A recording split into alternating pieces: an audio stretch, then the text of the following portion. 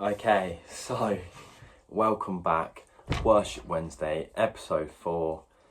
Let's get stuck into it. So, to be honest with you, I didn't really know what I wanted to do for this Worship Wednesday, and I'm sort of sat there thinking, what can I do this about? And then Sunday comes around, and I went to church, as you do. And I had the most amazing sermon from a rector called Doug. To be honest, I don't know what church he's from. He was like a stand-in for my vicar, because ours is poorly. And it was such a moving sermon. There was so much passion behind it.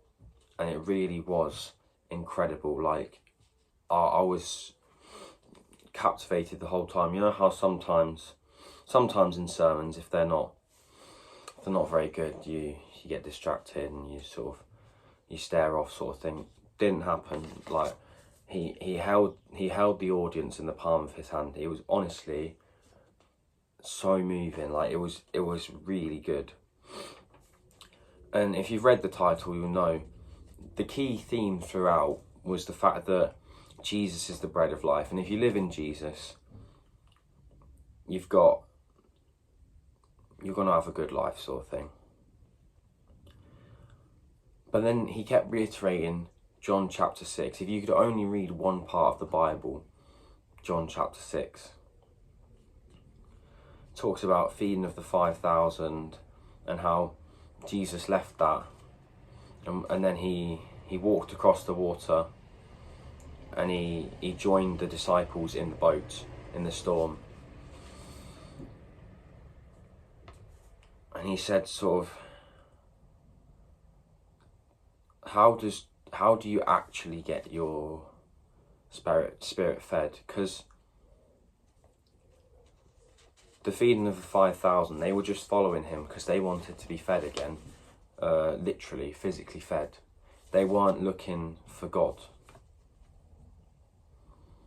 I think it's really important to really think about, what do you take from communion? When you go and you have the bread and the wine, what do you take? And it says do this as often as you drink it or eat it, depending on which one you're on about, in remembrance of me. So every time you drink or eat, do you actually think about what that means? Or are you just eating in autopilot? Do you say the grace before you eat? Or do you just eat? Do you thank God for the food he's given you and the life he's given you? Or do you not even acknowledge it? Do you just take it for granted?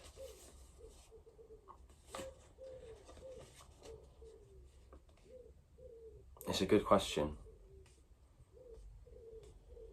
Because I can tell you, I don't. I'm not always thanking God for the things he gives me.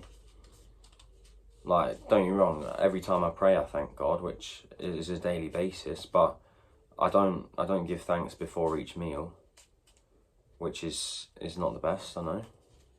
But we can always improve in some way, can't we?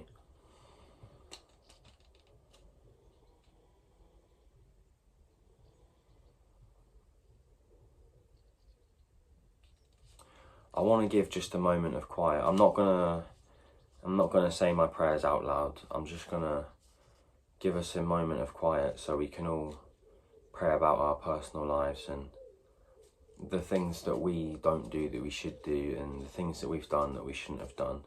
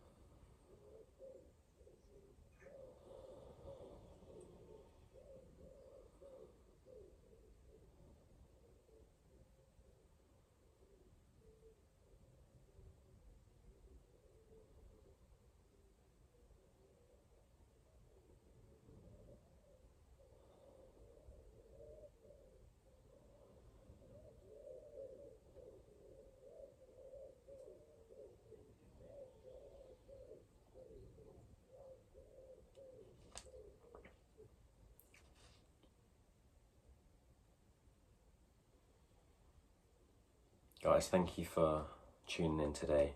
I really hope you took something from this, and feel free to ask questions in the comments. I just wanted to share that sermon with you. I should have recorded it or something, but I was too busy sort of captivated by the passion from Reverend Doug. But yeah, no, thank you for tuning in, and yeah, tune in next week and write in the comments if you took something from this. Thank you guys. Mwah.